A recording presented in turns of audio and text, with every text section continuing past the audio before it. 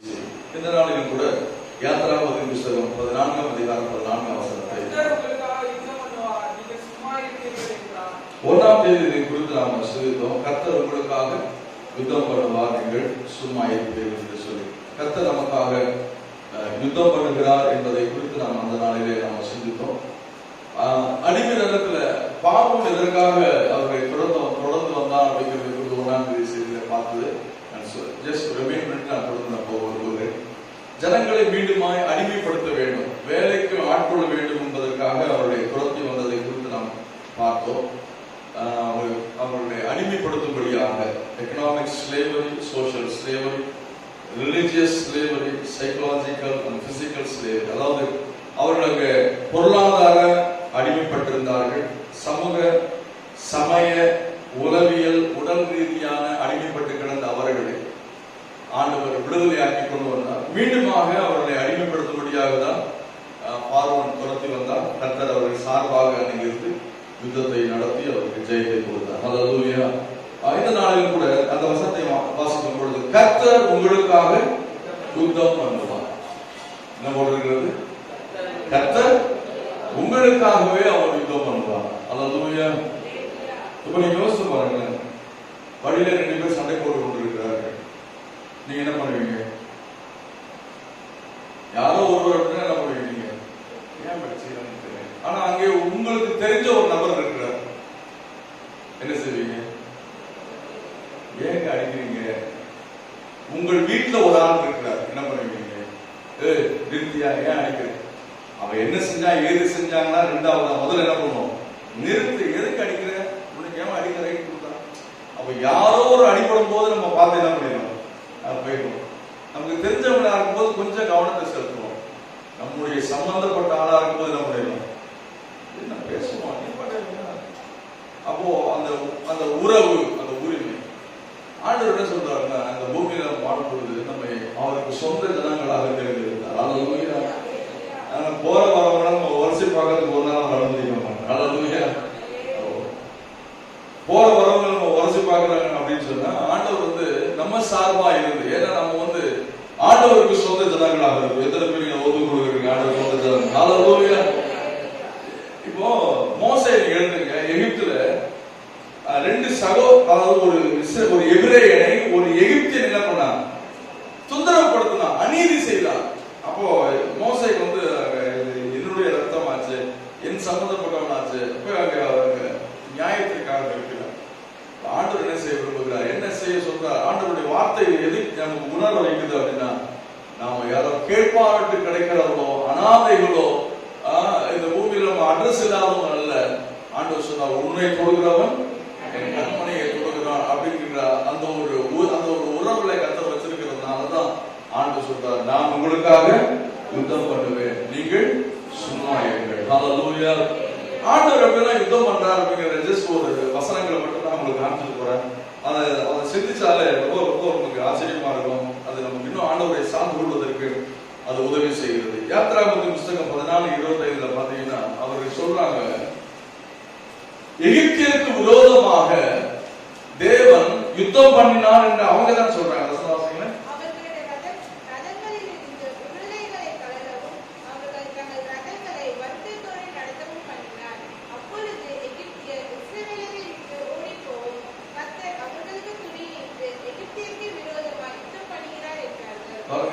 இது யார் சொல்றது? எகிப்திய அந்த ராணுவத்தில் இருக்கவங்க சொல்றாங்க, கர்த்தர் நமக்கு எதிராக இருக்கிறாரு, கர்த்தர் அவங்களுக்கு சார்பா இருக்கிறாரு. என்ன யுத்தம் பண்றாரு? அவர் ரதங்களின் உருளைகளை என்ன பண்ணாரா? அப்ப ஆண்டவர் யுத்தம் பண்றாரு அப்படிங்கும் போது ரதங்களின் சக்கரங்கள் கழண்டு போகுதான். அவங்க ரதங்களை எப்படிதான் நடத்துறாங்களா? வருத்தத்தோடு நடத்துறாங்க. அப்ப ஆண்டவர் உங்களுக்காக யுத்தம் பண்ணுவாங்க, நீங்க போய் வீர கலந்து அவசியம் இல்லை. ஆண்டவரே நீங்க எனக்காக யுத்தம் பண்ணுங்கன்னா அவர் எதை எப்போ கலக்கணும் அப்ப பண்ணி விடுவாரு. ஆண்டவர் செய்கிறது தேவனுங்க. அப்போ ஆண்டவர் இப்படிதான் யுத்தம் செய்கிறார். மோசேகிட்ட ஆண்டவர் சொல்றாரு, நீங்க சும்மா இருங்கப்பா, உங்களுக்காக நான் யுத்தம் செய்வேன் என்று சொல்லி. அப்புறம் பாத்தீங்கன்னா இன்னொரு யோசுவா 24:12 யோசுவா 24:12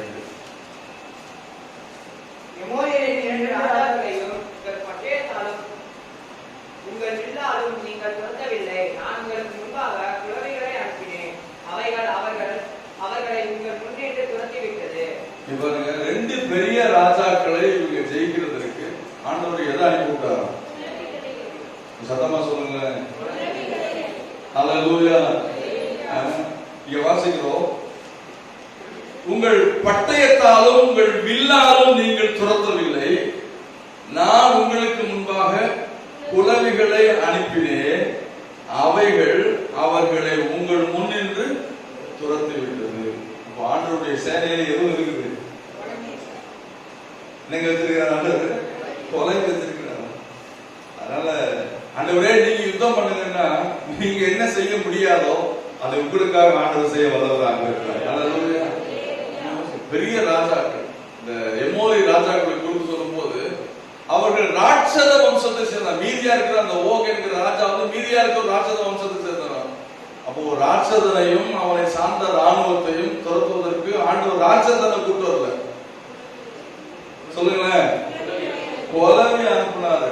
அங்க ஒரு பெரிய ஜெயத்தை கொடுத்தார். அதாவது எப்படி ஒவ்வொன்றா பார்த்துட்டே வரும்போது இதெல்லாம் ஆண்டவர் நமக்காக செய்கிறதான யுத்தங்கள். அதாவது அப்புறம் பாருங்க, 1 சாமுவேல் 7:10 வாசிங்க. 1 சாமுவேல் 7ஆம் அதிகாரம் 10ஆம் வசனம்.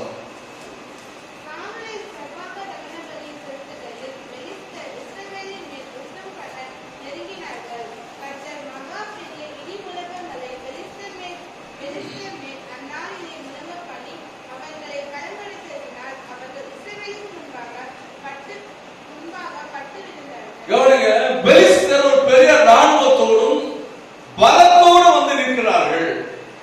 ஆனா இஸ்ரவேலுக்கு அப்ப ராஜா கிடையாது, சாமுவேல் தான் அவர்களை நியாயம் செய்து கொண்டிருக்கிறார், நியாயாதிபதியாக நீதி செய்து கொண்டிருக்கிறார். இங்க என்ன நடக்குது அப்படின்னா, அவர்கள் பெரும் திரளாய் வந்திருக்கும் போது கர்த்தர் எப்படி யுத்தம் செய்தார்னா, 10ஆம் வசனம் எப்படி போட்டிருக்குதா? அது சொல்லணும், வெறும் இடி முழக்கம் மட்டும் இல்ல, மகா பெரிய இடி முழக்கம். நான் சத்தமா சாதாரணமா சொல்றேன், மகாப இடி முழக்கம்னா எப்படின்னா நம்ம காதை பொத்தி கண்ணை முத்தி ஐயோ என்னமோ நடக்க போகுதே அப்படிங்கிற அளவுக்கு அந்த இடிமுழக்க கொண்டு வந்து இஸ்ரவேல் ஜனங்களுக்கு முன்பாக என்ன பண்ணாரா? பட்டு விடும்படி செய்தார். இன்னும் வேற என்ன செஞ்சிருக்கிறார் பார்க்கலாம். யோசுவா 10ஆம் அதிகாரம் 11ஆம் வசனம் 14ஆம் வசனம். யோசுவா 10ஆம் அதிகாரம்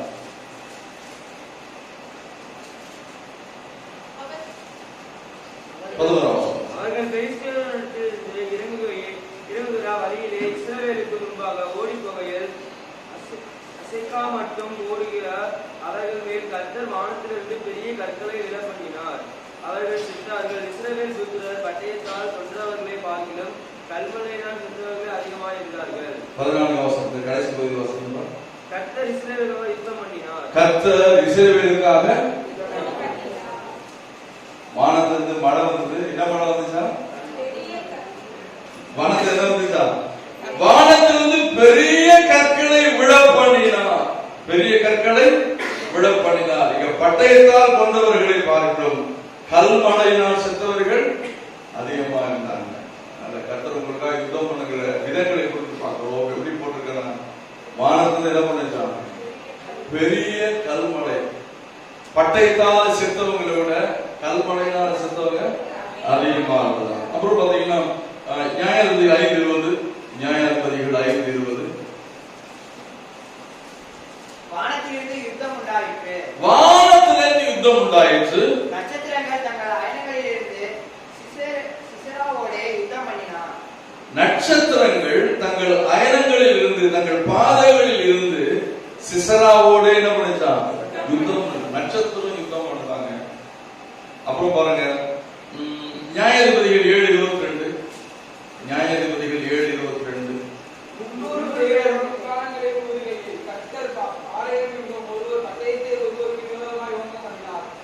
ஒருவர் பட்டயத்தை ஒருவருக்கு விரோதமா ஆண்டவர் அங்க கல்மழையானுக்குள்ள நட்சத்திரத்தானுக்குள்ள என்ன பண்ணாராங்க?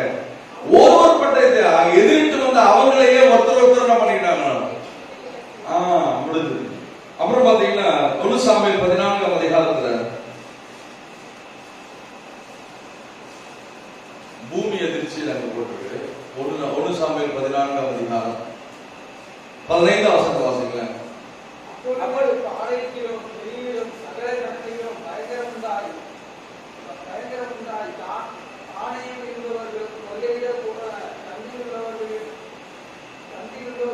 கூட பூமி அதிர்ந்தது, அது தேவனால் உண்டான பயங்கரமாக இருந்தது. 2 ராஜாக்கள் 7ஆம் அதிகாரம் 6ஆம் வசனம். 2 ராஜாக்கள் 7ஆம் அதிகாரம் 6ஆம் வசனம்.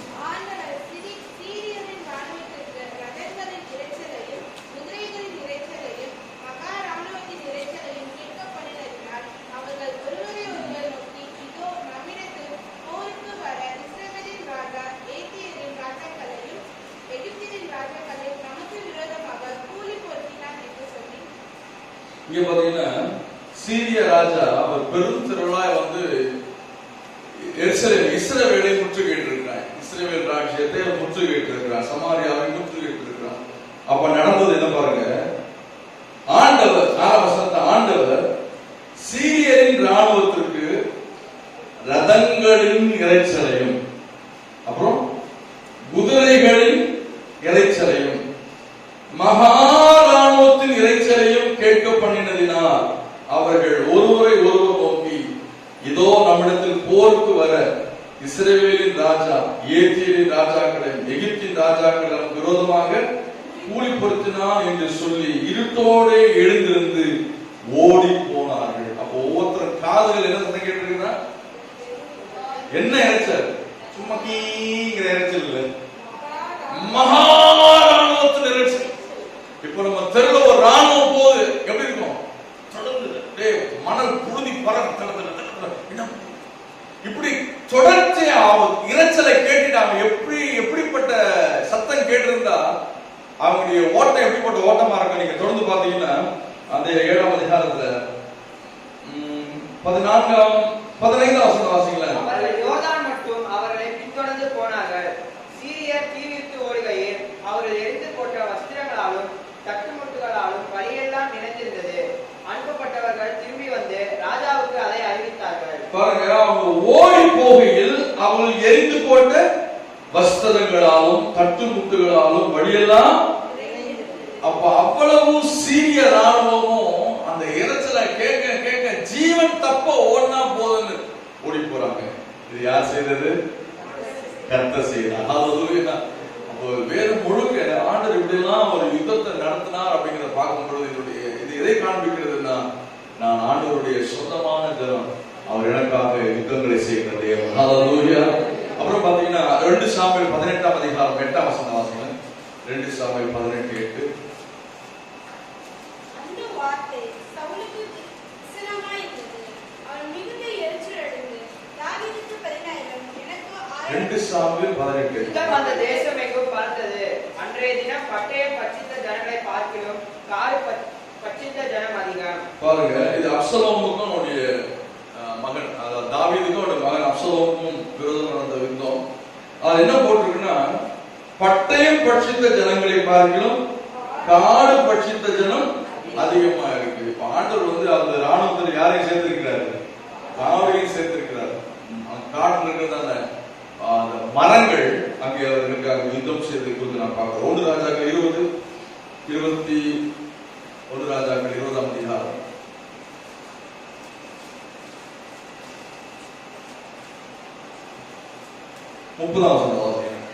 அப்பொழுது சவுல் மீதியானவர்கள் ஆப்பெக் பட்டணத்திற்குள் ஓடி போனார்கள்.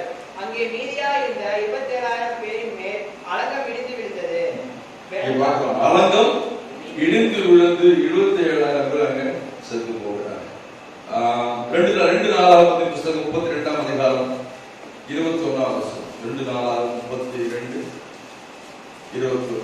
அப்பொழுது கர்த்தர் ஒரு தூதனை அனுப்பினார். அவன் அசீரியருடைய ராஜாவின் பாளையத்தில் உள்ள சகல பராக்கிரமசாலிகளையும் தலைவரையும் சேனாதிபதிகளையும் அதன் பண்ணினார். அப்படியே தனது செத்த முகமாய் தன் தேசத்திற்கு திரும்பினார். அங்கே அவன் தன் தேவனுடைய தூவலுக்குள் பிரவேசிக்கிற போது அவனுடைய கற்ப பிறப்பான சிலர் அவனை பட்டயத்தால் வெட்டி போட்டார்கள். 21.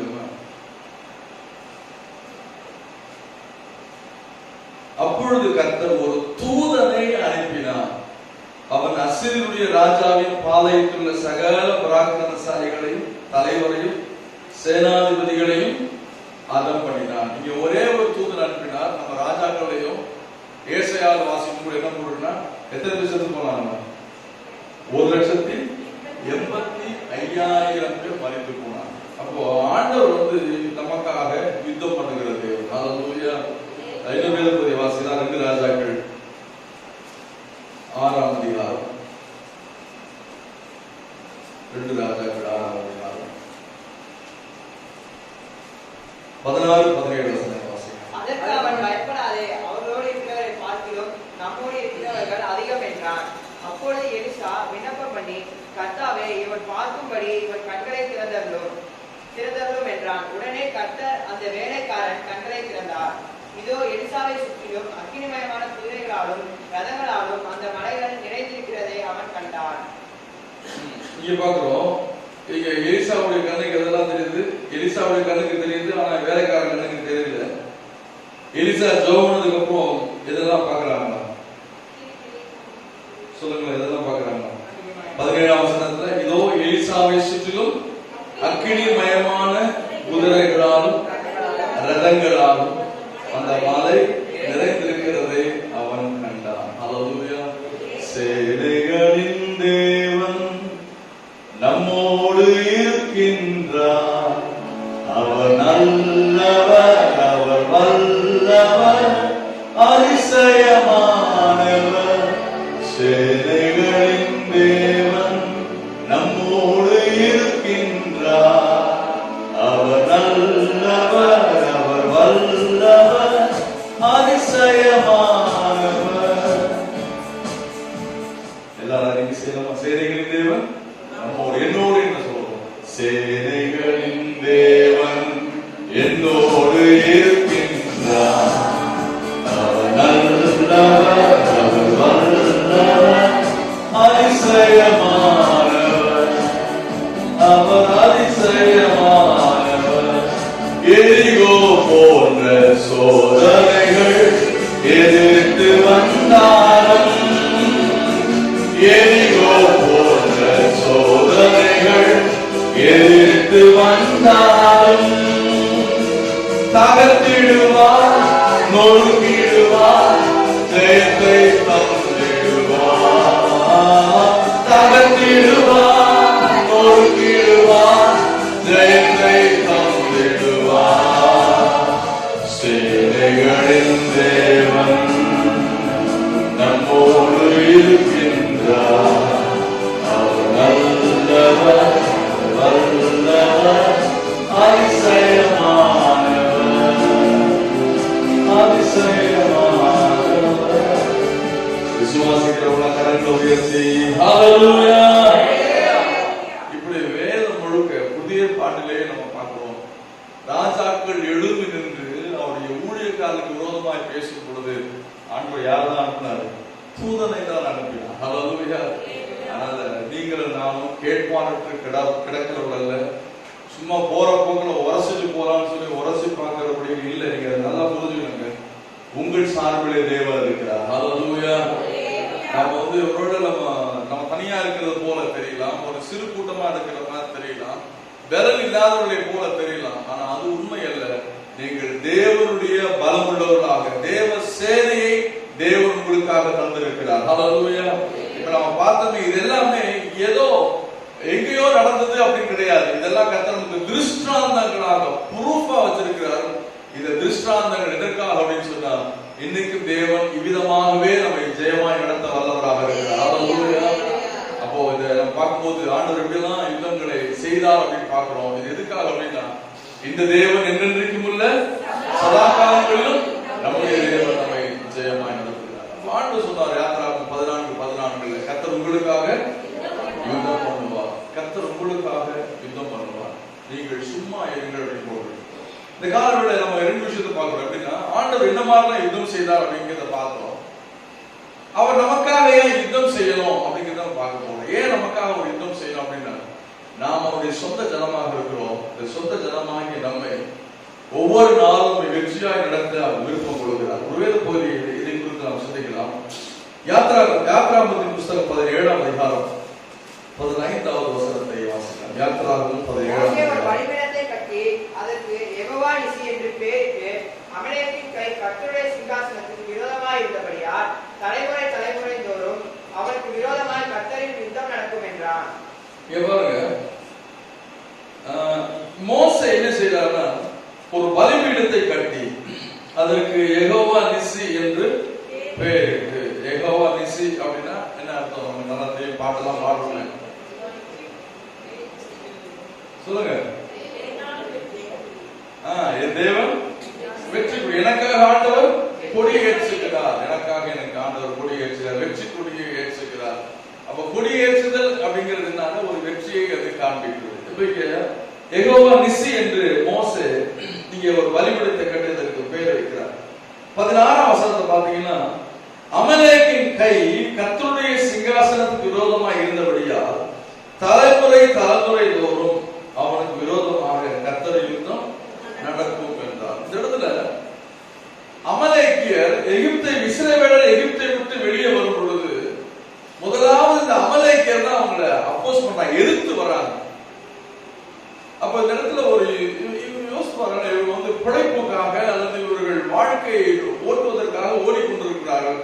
அங்க வந்து டிஸ்டர்ப் பண்ண எப்படி இருக்கும்? ஆண்டவர் சொல்றாரு, இவங்க யுத்தங்களை பார்த்தா சோர்ந்து போயிடுவாங்க அப்படிங்கிறதுக்காக தான் அவங்களை சுத்தி நடக்க பண்ணார் அப்படின்னு வாசிக்கிறோம். எடுத்துக்கொள்ளலாம். 13ஆம் அதிகாரம், யாத்ராகமத்தின் புத்தகம் 13ஆம் அதிகாரம் 17ஆம் வசனம் முதற்கொண்டு 18ஆம் வசனம் வாசிக்கிறோம். பார்வோன் ஜனங்களை போகவிட்ட பின் ஜனங்கள் யுத்தத்தை கண்டால் மனமடிந்து எகிப்துக்கு திரும்ப போவார்கள் என்று சொல்லி பெலிஸ்தரின் தேச வழியாய் போவது சமீபமானாலும் தேவன் அவர்களை அந்த வழியாய் நடத்தாமல் சிவந்த சமுத்திரத்தின் வனாந்தர வழியாய் ஜனங்களை சுற்றி போக பண்ணினார்.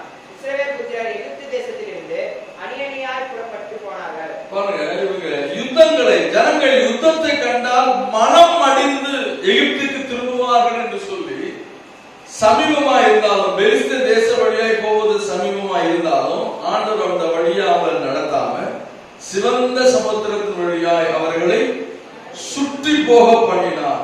என்ன பண்ணாரா? சில சமயத்துல நமக்கு சுத்தி போவது கஷ்டமா இருக்கும்.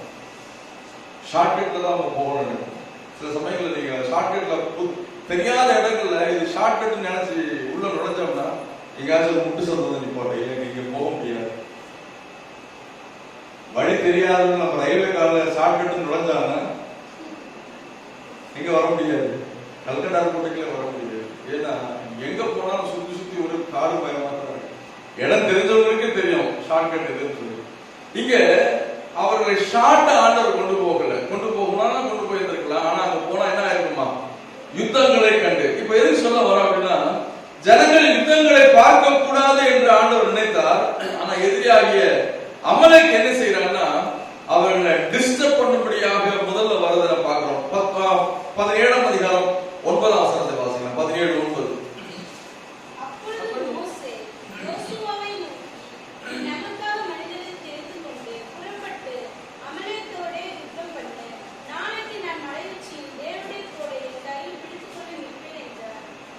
இங்க பாருங்க, அமலேக்கு இஸ்ரவேலுக்கு விரோதமாக எழுப்பி வருகிறார்.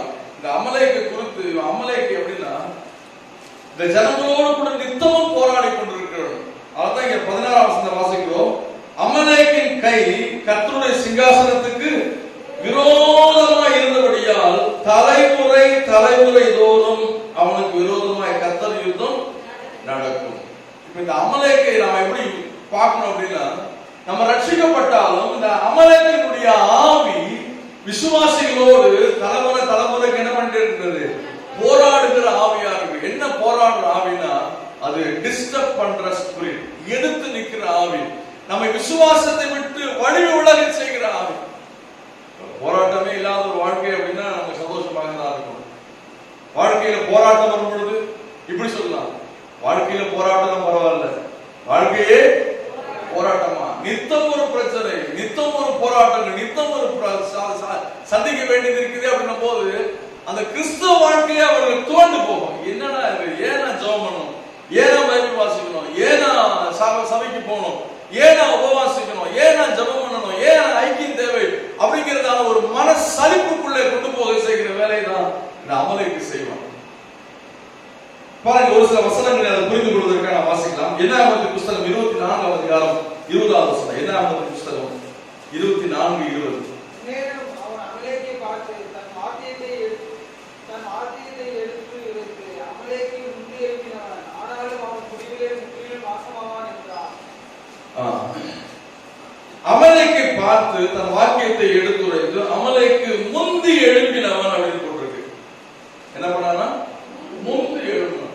எகிப்தை விட்டு இஸ்ரவேல் புறப்படும் போது முதலாவது எதிரிட்டு வந்தது யாருதான்? அமலேக்கு. இந்த அமலேக்கு எப்படிப்பட்டவனா? ஆண்டவருக்கு பயப்படாதவன், ஆண்டவருக்கு விரோதமாக தன் கையை வைக்கிறவன். அப்போ நம்ம விசுவாச வாழ்க்கையில கூட ஆண்டவருக்கு பயப்படாத இப்படிப்பட்ட அமலேக்கியர்கள், ஆண்டவருக்கு விரோதமாய் தங்கள் கைகளை நீட்டுகிற அமலேக்கின் சுபாவம் உள்ளவர்கள் நம்ம வாழ்க்கையில் எதிர்பட்டு வருவார்கள். ஆனா எதிர்பட்டு வரும் பொழுது அவங்க நோக்கம்னா நம்மள ஒன்றுமில்லாம ஆகணும். ஆனா கர்த்தர் நம்முடைய சார்பில் இருந்து நமக்கு ஜெயத்தை கொடுக்கிற யெகோவா நிசியாக இருக்கிறார். ஹல்லேலூயா. இன்னொரு வேத பகுதி வாசிக்கலாம். உபாகமத்தின் புத்தகம் 27ஆம் அதிகாரம் 25ஆம் அதிகாரம் உபாகமம் 25 17 18 வசனங்கள் வாசிக்கலாம்.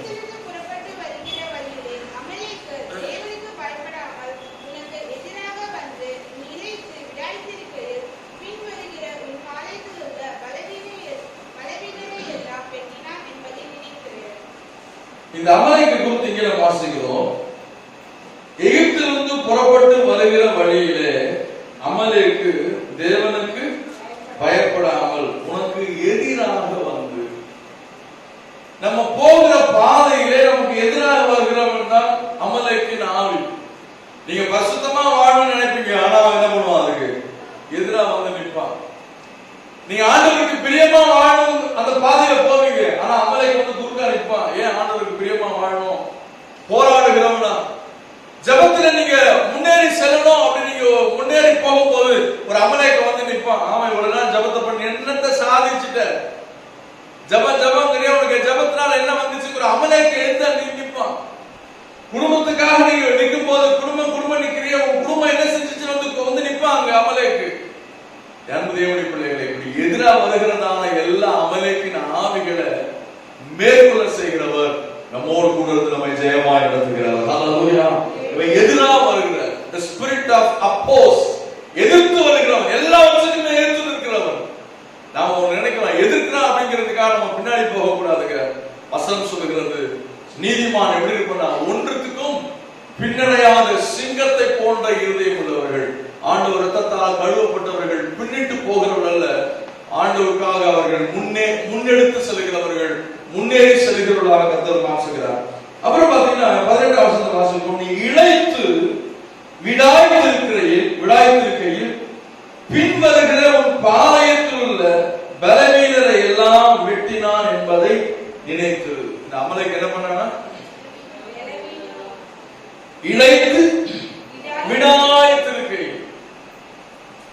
இளைத்து விடாய்த்திருக்கையில் சோர்ந்து போய் மனம் தளர்ந்து போய் இருக்கும் போது மனசுல சேசமா தற்கொலை எண்ணங்கள் வரும் பாருங்க. அது அமலேக்கினுடைய ஆவி. இங்க போக பாருங்க, இளைத்து விடாய்த்திருக்கையில் மனம் சோர்ந்து போய், மனம் சலித்து போய், மனம் நொந்து போய் இருக்கும் போது காதுல ஒரு சத்தம் கேட்கும், நீ உயிரோடு என்ன பெருசா சாதிக்க போக. தன் வாழ்வை மாய்த்துக் கொள்ளும்படி செய்கிறவன் யாருன்னா அமலேக்கின் ஆவி. ஆனா இந்த பூமியில வாழும்படி தூண்டுகிறவர் பரிசுத்த ஆவியானவர். ஹல்லேலூயா. திருடன் கொல்லவும் அழிக்கவும் வருகிறார்கள், வேறொன்றும் வருகிறது. இந்த அமலேக்கின் ஆவி விடாய்த்திருக்கும் போது, சோர்ந்து போயிருக்கும் போது, இழந்து போயிருக்கும் பொழுது, மனம் சலித்து போயிருக்கும் பொழுது, நண்பு தேவனுடைய பிள்ளைகள், இந்த அமலேக்கின் ஆவிக்கு விரோதமாக நாம் தலைமுறையாய் யுத்தம் பண்ண ஆண்டவர் நமக்கு உதவி செய்கிறார். நம்ம யெகோவா நிசியை கொண்டு முற்றிலுமாய் ஜெயமெடுக்கிறவர்களாக இருப்போம். ஹல்லேலூயா. அடுத்து பாத்தீங்கன்னா பலவீனரை வெட்டுகிறார். இந்த அமலேக்கினுடைய ஆவி யாரு? நல்லா இருக்கிற போய் தொட மாட்டான். யார் ரொம்ப வீக்கா இருக்கிறானோ, ஆக்சுவலா ஒரு பலமுள்ளவன் யாரோட மோதணும்? அவனோடு இருக்கிற பலமுள்ளவன் தான் மோதணும். ஆனா இந்த அமலேக்கு ஆவி யாருன்னா, சின்ன பசங்க கிட்ட போய் வீரத்தை காமிப்பாங்க.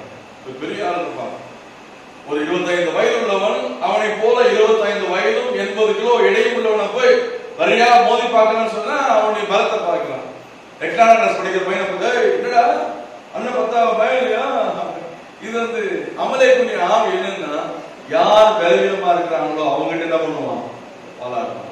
நாம் என்ன செய்யணும்னா, ஆண்டவர் சொல்லுகிறார், சில ரதங்களை குறித்தும் சில குதிரைகளை குறித்தும் மேன்மை பாராட்டுகிறார்கள், நாங்களோ எங்கள் தேவனாகிய கர்த்தருடைய நாமத்தை குறித்து மேன்மை பாராட்டுகிறோம். அவர்கள் முறிந்து விழுந்தார்கள், நாங்களோ சொல்லுங்க, நாங்களோ எழுந்து நிமிர்ந்து நிற்கிறோம். ஹல்லேலூயா. அப்ப அமலேக்கின் ஆவி என்னன்னா, இங்க சொல்லும்போது பலவீனப்பட்டிருக்கும் பொழுது நம்மை வீழ்த்தும்படி வருகிறவர். அதனால்தான் இங்க வாசிக்கிறோம், அமலேக்கு அங்கு விரோதமாய் வந்த போது ஆண்டவர் மோசேயை கொண்டு ஒரு பெரிய ஜெயத்தை கொடுத்தார். அதை குறித்து நாம் பார்க்க போகிறோம். அதுக்கு முன்பாக இன்னொரு வசனத்தை வாசிக்கலாம். 1 சாமுவேல் 15ஆம் அதிகாரம் 2ஆம் வசனம் வாசிக்கலாம்.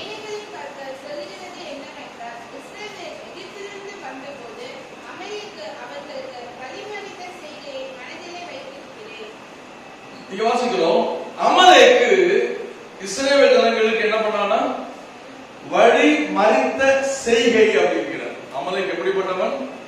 வழியை மறிக்கிறவன், தடை உண்டு பண்ணுகிறவன், முன்னேறி செல்லக்கூடாதபடி தடை உண்டு பண்ணி கொள்கிறவன். அமலேக்கின் ஆவிய யெகோவா நிசியாகிய கர்த்தர் முற்றிலும் ஜெயமெடுக்க நமக்கு உதவி செய்வார். ஹல்லேலூயா. அமலேக்கு என்ன பண்ணனா, முந்தி எழுப்பினான்னு பார்க்கிறோம். அப்புறம் விடாய்த்து இழைத்திருக்கும் பொழுது அங்கே அவர்களை விழித்தினான். பலவீனரை எல்லாம் அவன் தொட்டான்னு பார்க்கிறோம். இங்கே பார்க்கும்போது அவன் வழியை அவன் மறிக்கிறவனாக, தடையை உண்டு பண்ணுகிறவனாக, உங்க வாழ்க்கையில் முன்னேறி செல்லாதபடி தடையை உண்டு பண்ண முடியாது. இங்க கவனிச்சு பாத்தீங்கன்னா, இஸ்ரவேல் பெரும் கூட்டமா இருக்கிறார்கள். ஆனா அவங்க ராணுவ பலம் இல்லாதவர்களாக இருக்கிறாங்க. ஆனா அவர்கள் ஒரு ராணுவ பலத்தோடு வந்து போராடுகிறார்கள். இப்ப நம்ம கவனிக்க ஒரு விஷயம் என்னன்னா, கர்த்தர் இப்படி ஜெயத்தை கொடுத்தாரு அப்படிங்கிறத யாத்திராகமத்தின் புஸ்தகம் 17ஆம் அதிகாரத்தில் வாசிக்க போறோம். யாத்திராகமத்தின் புஸ்தகம் 17ஆம் அதிகாரத்தில் கவனத்தை எடுத்துக்கொள்ளலாம். அந்த காலங்களில் 11ஆம் வசனத்தை வாசிக்கிறேன். மோசே தன் கையை ஏறெடுத்திருக்கையில் இஸ்ரவேல் மேற்கொண்டார்கள். அவன் தன் கையை தாழ விடுகையில் அமலேக்கு மேற்கொண்டான். மோசேயின் கைகள் அசந்து போயிற்று. அப்பொழுது அவர்கள் ஒரு கல்லை கொண்டு வந்து அவன் கீழே வைத்தார்கள். அதின் மேல் உட்கார்ந்தான். ஆரோனும் ஊரும் ஒருவன் ஒரு பக்கத்திலும் ஒருவன் மறுபக்கத்திலும் இருந்து அவன் கைகளை தாங்கினார்கள். இவ்விதமாய் அவன் கைகள் சூரியன் அஸ்தமிக்கும் வரை ஒரே நிலையா இருந்தது. யோசுவா அமலேக்கையும் அவன் ஜனங்களை பட்டய கழுத்தினாலே முறியடித்தான். பின்பு கர்த்தர் மோசேயை நோக்கி, இதை நினைவு கூறும் பொருட்டு நீ ஒரு புஸ்தகத்தில் எழுதி யோசுவாவின் செவி கேட்கும்படி வாசி. அமலேக்கை வானத்தின் கீழே விடாதபடிக்கு நாசம் பண்ணுவேன் என்றார். மோசே ஒரு பலிபீடத்தை கட்டி அதற்கு யெகோவா நிசி என்று பெயரிட்டு, அமலேக்கின் கை கர்த்தருடைய சிங்காசனத்துக்கு விரோதமாய் இருந்தபடியால் தலைமுறை தோறும் அவனுக்கு விரோதமாய் கர்த்தரின் யுத்தம் நடக்கும் என்றார். ஓகே, இங்க நம்ம பார்க்கும்போது அமலேக்கியர் யுத்தத்துக்காக வருகிறார்கள். அவர்களோடு கூட யோசுவா சில ராணுவ வீரர்களை அல்லது சில வீரர்களை, யுத்தம் பண்ணுகிற ஆட்களை கொண்டு போய் யுத்தம் பண்ணுகிறார். இங்க யுத்தத்துல இஸ்ரவேலுக்கு வெற்றியை எதை வைத்து ஆண்டவர் தீர்மானிக்கிறார்? சொல்லுங்க, எதை வைத்து தீர்மானிக்கிறார்? மோசேவுடைய கை உயர்ந்திருக்கும் போது இஸ்ரவேலர்கள் ஜெயிக்கிறார்கள். மோசேவுடைய கை தளர்ந்து போகும்போது அமலேக்கு ஜெயிக்கிறாங்க. அப்ப ராணுவத்தை வைத்து அவங்க பலம் அல்ல. இங்க மோசே எவ்வளவு நேரம் கை தூக்க முடியும்? நம்ம கை தூக்கி ஆராதிப்போம்னால கையை தூக்குனாலே பிறகு தூக்குறது, அப்படிதான் கை தூக்குறது. இப்ப கை தூக்கு எல்லாம் கரங்களை தூக்கணும்னா அப்படி வந்துடும், இப்படி வரும். இதுக்கு மேல எவ்வளவு நேரம் வச்சிருக்க முடியும்? அப்படியே கை அசந்து 15 நிமிஷத்துக்கே நம்ம கை அசந்து போயிடுச்சுன்னா மோசே எவ்வளவு தூக்கி வச்சிருந்தாரா? சூரியன் அவர் கை அசந்து போச்சுங்க. என்ன செஞ்சுட்டாங்க? 2 பேர் ஊரும் ஆரோனும் ஒரு கல்லை கொண்டு வந்து போட்டு, ஐயா நீங்க உட்காருங்க, நாங்க கைய உயர்த்தி பிடிக்கிறோம். வாசிக்கலாம் 11ஆம் வசனம் வாசிங்க.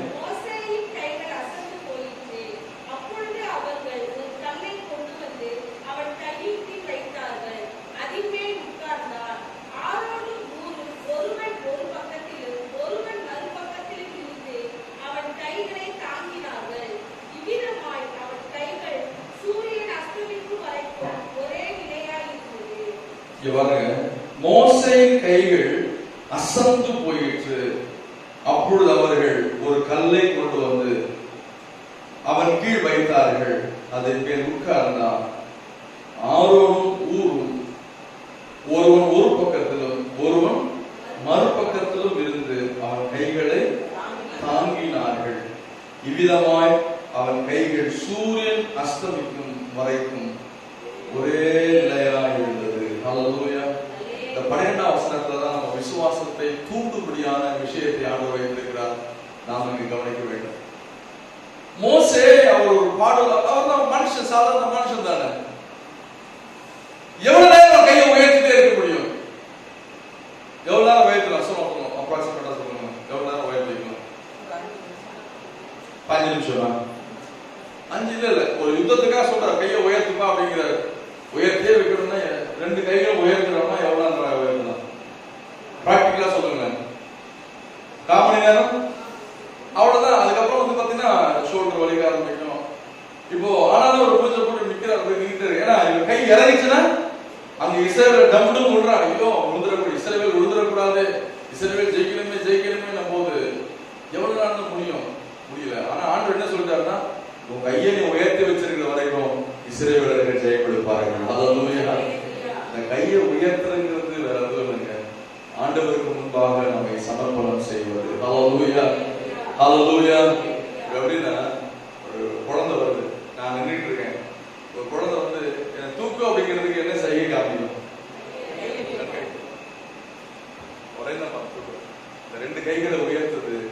பிஃபோர் அவர் almighty we have to surrender ourselves. ஆண்டவருக்கு முன்பாக, ஆண்டவரே நான் ஒண்ணும் இல்லையா, என் பலத்தினால இல்ல, என் திறமையினால இல்ல, ஏதோ எனக்கு தெரிஞ்ச அறிவினால இல்ல, என் அனுபவத்தினால் அல்ல அப்படிங்கிறத காண்பிக்கிற ஒரு செயல் தான் ஆண்டவருக்கு நேரம் அந்த கரத்தை உயர்த்துகிறது. நீங்க நம்ம நடைமுறைக்கு சில விஷயங்களை பார்க்கும்போது, ஒரு காவல்துறை ஒருவரை தொடர்ந்து பிடிக்கிறாங்க. அவங்க பிடிக்கலாம், ஹேண்ட்ஸ் அப் அப்படிம்பாங்க. அப்படின்னு அர்த்தம், கையை தூக்கிட்டா அப்படின்னா நான் ஒண்ணும் இல்லை, நான் நிராயுதபாணி, நான் ஒண்ணும் செய்ய மாட்டேன் அப்படின்னு. ஆண்டவருக்கு முன்பாக நம்ம ஹேண்ட்ஸ் அப் அப்படின் போது நம்ம கையை உயர்த்துறதுனா, ஆண்டவரே நத்திங் பிஃபோர் யூ லார்ட், நான் உனக்கு முன்பாக நான் ஒன்றும் இல்லை அப்படின்னு சொல்றதுதான்.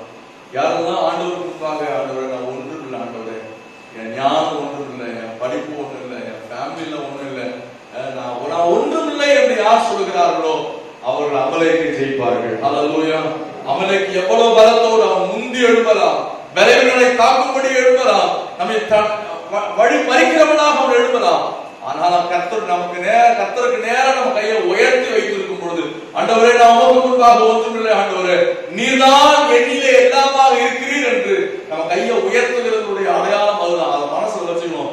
ஆண்டவரே என் வாழ்க்கையில நீங்க தான் எல்லாம் போது நம்ம எழுந்து நிமிர்ந்து நிற்கிறவர்களாக இருப்போம். ஹல்லேலூயா.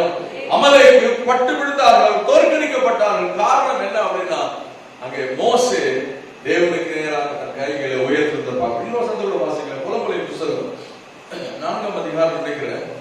நம்முடைய கரங்களோடு அந்த இருதயத்தை ஆண்டவருக்கு நேராக உயர்த்தணும் அப்படின்னு போட்டிருக்கு. புலம்பலை புத்தகம் 4ஆம் அதிகாரம் வசனம் எடுத்துட்டீங்கன்னா வாசிக்கிறேன்.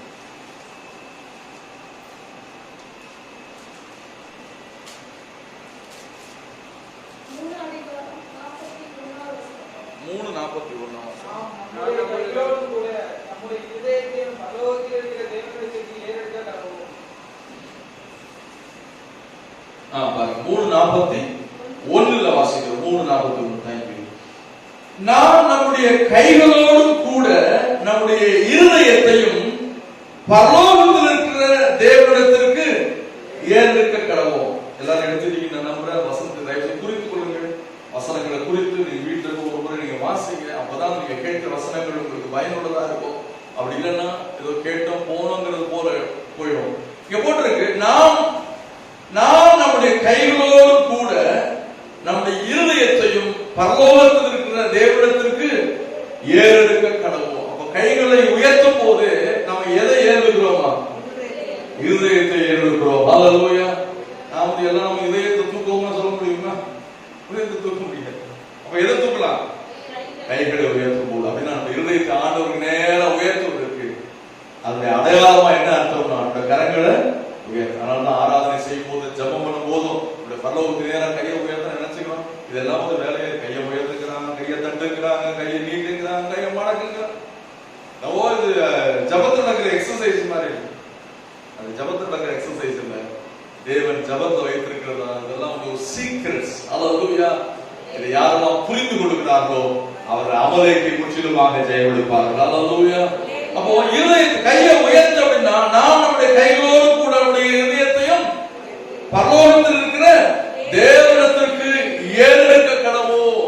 கைகளை உயர்த்தி இருப்பது. அப்ப இங்க மோசே அவன் கைகளை உயர்த்தி வைத்திருக்கும் போது என்ன நடக்குதுன்னா, ஆண்டவரே நீங்க பாருங்கப்பா அப்படின்னு சொல்லி அவன் வேர்ட்லெஸ்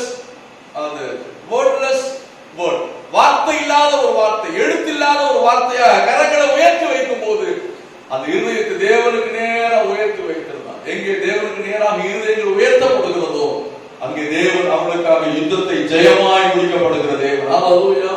எதிரிகளை வீழ்த்துகிற, எதிரிகள் பட்டு விழுகிறவர்களாக இருக்கிறார்கள். இன்னொரு வேதபதி வாசிக்கலாம். 135 புத்தகம் 2ஆம் அதிகாரம் 10வது வசனம். தகுதியான வஸ்திரனாலும் ஞானத்தினாலும் தெரிந்த அதுக்கு மேல 8ஆம் வசனம் வாசிங்க. அன்றையும் புருஷர்கள் கோபமும் தர்க்கமும் இல்லாமல் பரிசுத்தமான கைகளை உயர்த்தி எல்லா இடங்களிலேயும் ஜெபம் பண்ண வேண்டும் என்று விரும்புகிறேன். அன்றையும் புருஷர்கள் கோபமும் தர்க்கமும் இல்லாமல் பரிசுத்தமான கைகளை உயர்த்தி எல்லா இடங்களிலேயும் ஜெபம் பண்ண வேண்டும் என்று விரும்புகிறேன். அப்ப ஜெபம் பண்ணும் போது ஒரு முறை சொல்லப்பட்டிருக்கிறது. என்ன முறையா? பரிசுத்தமான கைகள். அல்லேலூயா. நீங்க உள்ளே நுழையும் போது சானிடைசர் யூஸ் பண்ணீங்களா? அந்த பரிசுத்தத்திற்கு அது சும்மா கிருமி நாசினிக்காக போடுறது சானிடைசர். இங்க என்னன்னா, எங்கே கோபமும் தர்க்கமும் இல்லாமல் இருக்கிறதோ அது என்ன கைகளாது?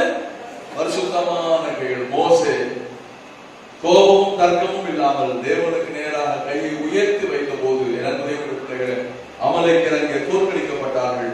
தேவன் மாபெரும் ஜெயத்தை அவருக்கு கொடுத்தார். அல்லேலூயா. இன்னொன்று கூட வேகமாக சொல்லி நம்ம முடிக்க விரும்புகிறேன். திரும்ப அதே நம்ம பயிர் எடுத்துக்கொள்ளலாம். யாத்ராகமம் 17ஆம் அதிகாரம், யாத்ராகமம் 17ஆம் அதிகாரத்துல இதை நான் சொல்லும்படி பரிசுத்த ஆவியானவர் உந்தப்பட்டதுனால நான் சொல்லுகிறேன். 17ஆம் அதிகாரம் 12ஆம் வசனத்தை வாசிக்கிறேன். மோசேயின் கைகள் அசந்து போயிற்று. அப்பொழுது அவர்கள் ஒரு கல்லை கொண்டு வந்து அவன் கீழே வைத்தார்கள். அதன் மேல் உட்கார்ந்தான். ஆரோனும் ஊரும் ஒருவன் ஒரு பக்கத்திலும் ஒருவன் மறுபக்கத்திலும் இருந்து அவன் கைகளை தாங்கினார்கள். இவ்விதமாய் அவன் கைகள் சூரியன் அஸ்தமிக்கும் வரை ஒரே நிலையா இருந்தது. நாம அசந்து போகும்போது நம்ம சார்ந்து கொள்கிற ஒரு இடம் இருக்கிறது. அது கண்மலையாக இயேசு கிறிஸ்து. அல்லேலூயா.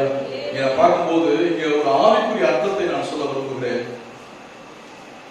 அப்பொழுது அவர்கள் ஒரு கல்லை கொண்டு வந்து அவன் கீழ் வைத்தார்கள்.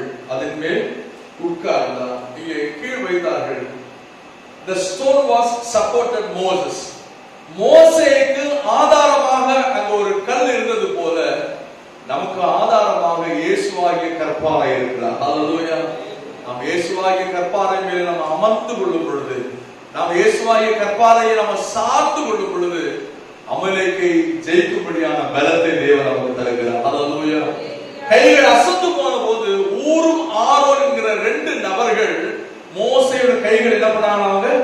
தாங்கி பிடித்தார்களாம். அதை எப்படி சொல்ல விரும்புகிறேன் அப்படின்னு சொன்னா, நம்மை தாங்கி பிடிக்கிற கிருபையை நாம சார்ந்து கொள்ள வேண்டும். அல்லேலூயா. யோசிச்சு பாருங்க, மோசேயோட கை இப்போ ஒரு மணி நேரம் இப்போ சூரியன் அஸ்தமிக்கும் வரைக்கும் பார்க்கிறோம். அப்பனா அந்த ஹோல் டே அந்த யுத்தம் நடந்துட்டு இருக்கு. அவன் கை அசந்து போயிடுச்சுன்னா திரும்ப அவரால் என்ன பண்ண முடியாது. கை டயர்ட் ஆயிடுச்சு, எல்லாம் கையை தூக்க பண்ண முடியுமா? ஷோல்டர் அப்படி பண்ண முடியுமே தவிர அது கூட கஷ்டமா இருக்கும். அப்ப என்ன செய்யறாங்கன்னா, 2 பேர் வந்து மோசையால எதுவும் முடியாதுங்க. அவங்கதான் என்ன பண்றாங்க, அவங்களுடைய சப்போர்ட்ல தான் மோசையோட கை உயர்ந்திருக்கிறது என்று சொன்னால் அதற்கு காரணம் 2 பேர். யாரு? ஊரும் அசந்து போயிற்று, முடியல. இன்னைக்கு நம்ம அசந்து போகும்போது, நம்ம அசந்து போகாது இருக்க நம்ம வாய் நிறைய சொல்ல வேண்டியது என்னன்னா, ஆண்டவரே உங்களுக்கு கிருபை எனக்கு வேணும்னு சொல்லணும். அல்லேலூயா. வசனத்தை வாசிக்கலாம். 33ஆம் சங்கீதம் 33ஆம் சங்கீதம்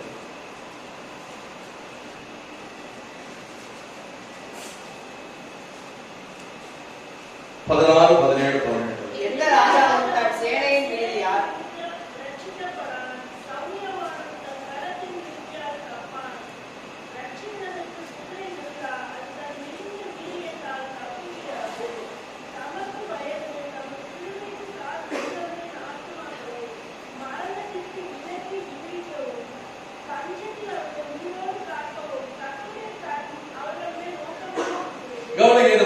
வாசித்த அந்த 17ஆம் அதிகாரம் 12ஆம் வசனத்துல அசந்து போன மோசே, தளர்ந்து போன கைகள் இருக்கும் பொழுது அவருடைய ஒரு கல் அவன் சார்ந்து கொள்ளும்படியான 2 நபர்கள். அதைத்தான் அந்த காலவெளியில் நான் சொல்ல விரும்புகிறேன். நாம் அமர்ந்து கொள்ளும்படியான ஒரு கல் இருக்குமானால் அது ஆண்டவராகிய இயேசு கிறிஸ்து. கர்மலையாகிய இயேசு கிறிஸ்துவை நாம் ஆதாரமாக அமர்ந்து கொள்ளுதல் என்பது ஆதாரமாக இங்கே நம்ம பார்க்கிறது என்னன்னா 33ஆம் சங்கீதத்துல எந்த ராஜாவும் தன் சேனையின் மிகுதியினால் ரட்சிக்கப்படான், சௌரியவான் தன் பலத்தின் மிகுதியினால் தப்பான். ரட்சிக்கிறதற்கு குதிரை விருதா, அது தன் மிகுந்த வீரியத்தால் தப்புவியாது. அப்ப எதுங்க தப்புவிக்குமா? 18ஆம் வசனத்துல கர்த்தருக்கு பயந்து நமது கிருபைக்கு காத்திருக்கிற ஆத்துமாக்களை மரணத்திற்கு விலக்கி விடுவிக்கிற தேவன். ஹல்லேலூயா. அவருடைய கிருபைக்கு காத்திருக்கிறார். ரெஸ்டிங் ஆன் தி ஸ்டோன், கற்பாறை மேல் அமர்ந்து தளர்ந்து போன கைகளை 2 நபர்கள் தாங்கி பிடித்தது. அது கிருபையை சார்ந்து கொள்வது. இந்த காலவெளிகளை புரிந்து கொள்ளுங்கள். அமலேக்கை வீழ்த்தப்பட வேண்டும், நாம் ஒவ்வொரு நாளும் ஜெயக்குடி ஏற்றப்பட வேண்டும். அப்படியானால் நம் ஆண்டவருடைய கிருபை நாம் சார்ந்து கொள்வோம். கன்மலையாக இயேசுவை நாம் ஆதாரமாக வைத்துக் கொள்வோம்.